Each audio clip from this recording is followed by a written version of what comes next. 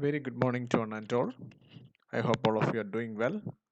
So, in this video lecture, I'm going to give you a few of the concepts related to the crystal structures. So, in the last class, we have seen some basic concepts related to the metallic crystal structures, and we have also seen that, um, and I told you that um, an endless number of crystal structures are possible. Okay, because the crystal structure is nothing but we can express the crystal structure as the lattice plus basis, and we have seen 14 different type of they are called the Bravis lattices. And again, this lattice plus basis is a crystal structure. The basis represents nothing but the cluster of uh, either one atom or a cluster of atoms associated with each lattice point. So based on that, we have seen that an endless number of crystal structures are possible. And among that, and it has been observed that most of the common metallic elements, they falls under three relatively simple crystal structures. They are BCC, FCC, and HCP. That is body-centered cubic crystal structure, face-centered cubic crystal structure, and hexagonal close-packed crystal structure.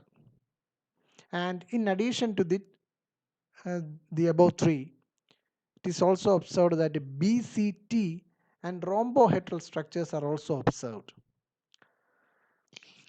Now, how can we characterize these crystal structures? So the crystal structures are characterized by one is lattice parameters. We already seen six, three edge lengths and interaxial angles. Okay, that is the edge lengths are A, B, C.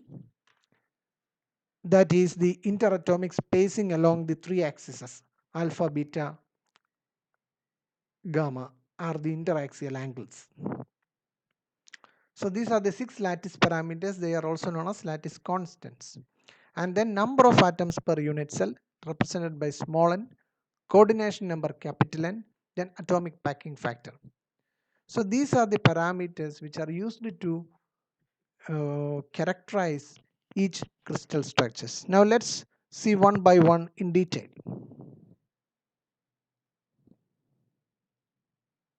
Yeah, let's see what is meant by number of atoms. We have already seen the six lattice parameters. Now let's see what is meant by number of atoms per unit cell. Now while discussing the crystal structures, we discussed about some basic concepts such as unit cell, space lattice, isn't it? The unit cell are the basic building block of any crystal structure. Now, and while discussing, we have seen that the corners of the unit cells are occupied by atoms, isn't it? And uh, depending upon the type of the unit cell, sometimes in addition to the number of atoms present in the corners, unit cell may contain more atoms.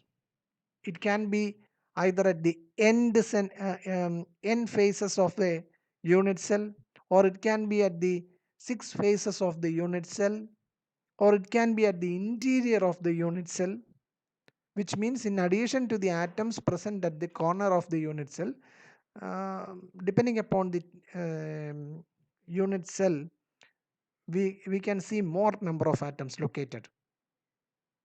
Okay, so an atom at the and if you remember, you can see that an atom at the corner of the unit cell, it is shared by 8 neighboring unit cells. Please note, an atom at the corner of the unit cell is shared by 8 neighboring unit cells.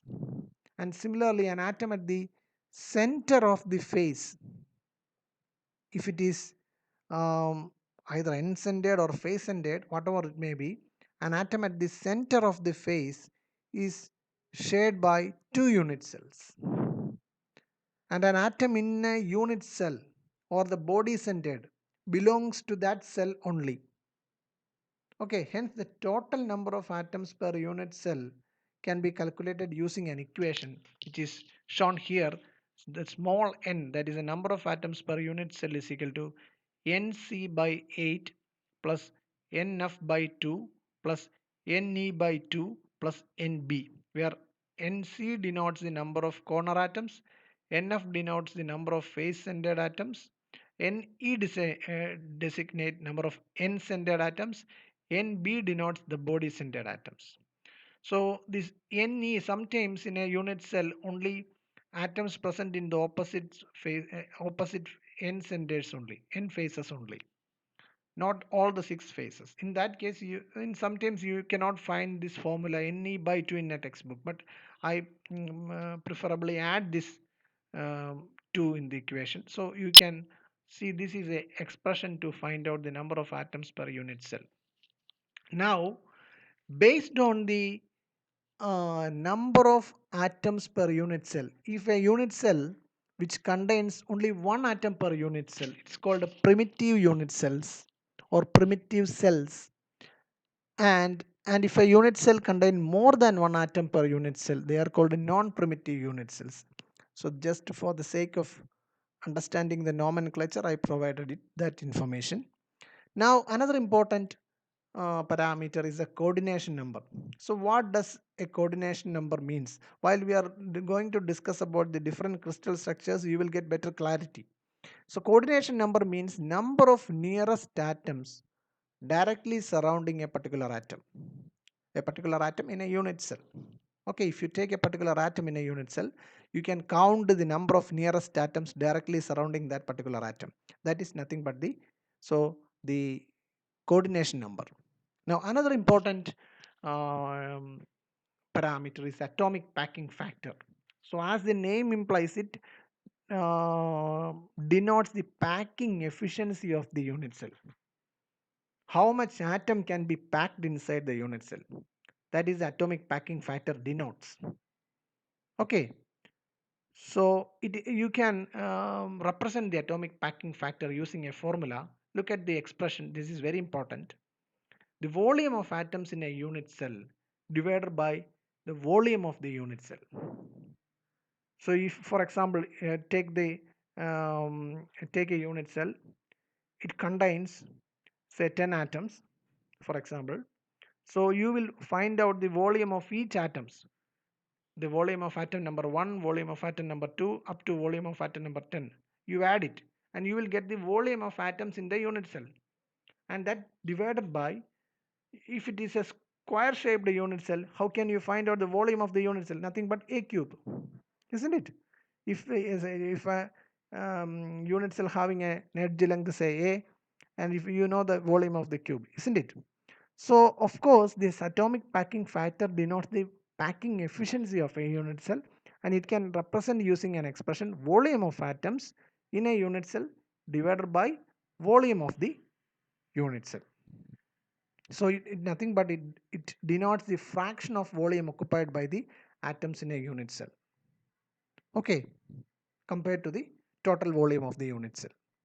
Now another important expression, let's see, is that how can we find out the theoretical density of a metallic solid?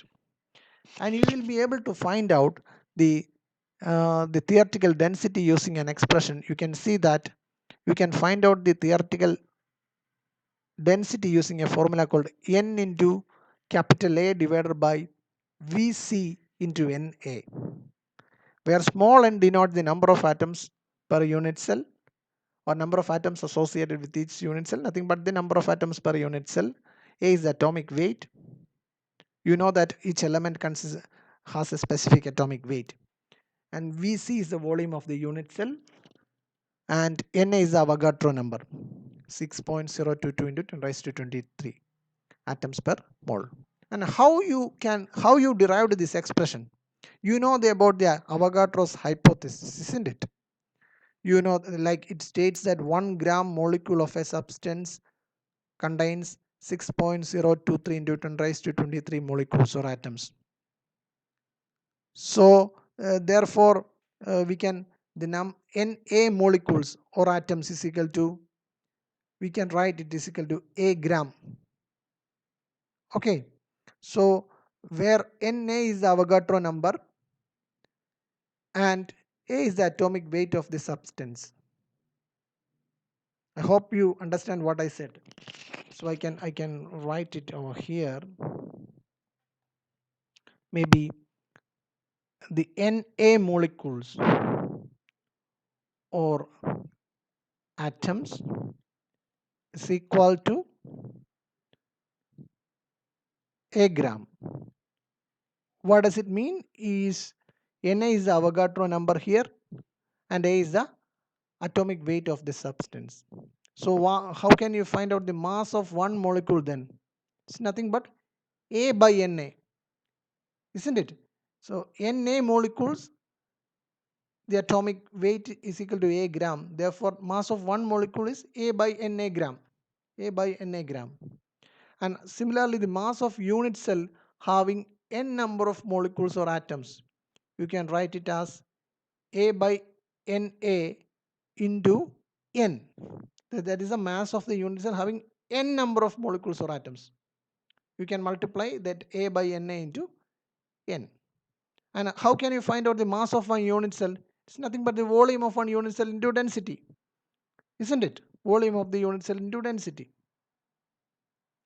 So the volume of the, so considering if it is a cubic crystal, the volume of one unit cell is equal to a cube, isn't it?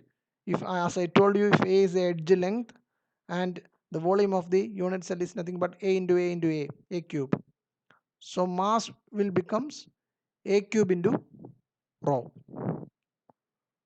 I hope you are getting, isn't it? Or you can simply represent it as VC. VC. Okay.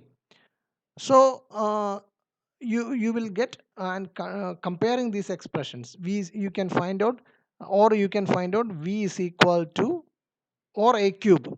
Another anything. If you are considering it as a cubic unit cell, A cube. V is equal to A by N A into N. Okay. I hope you are getting. A by Na into n. This way you can find out the volume of a unit cell, and then you can also express it like maybe a cube into rho is equal to, you can write A by Na into n, and from that you will be able to find out the density. So this expression is you will get the expression like this from that. Okay, I hope you are getting. Okay, actually this is not the V. I'm sorry, this is not the V. This is nothing but the V into rho, isn't it? V into rho. V into rho. So you, from that you will be able to find out the expression. So the theoretical density of metal can be found out using this expression. If possible, you can not this expression, rho is equal to small n into capital A divided by Vc into Na. So maybe if you have any doubts, you can refer some textbook, or you can message me, text me. So with this, I am winding up a small session. Thank you.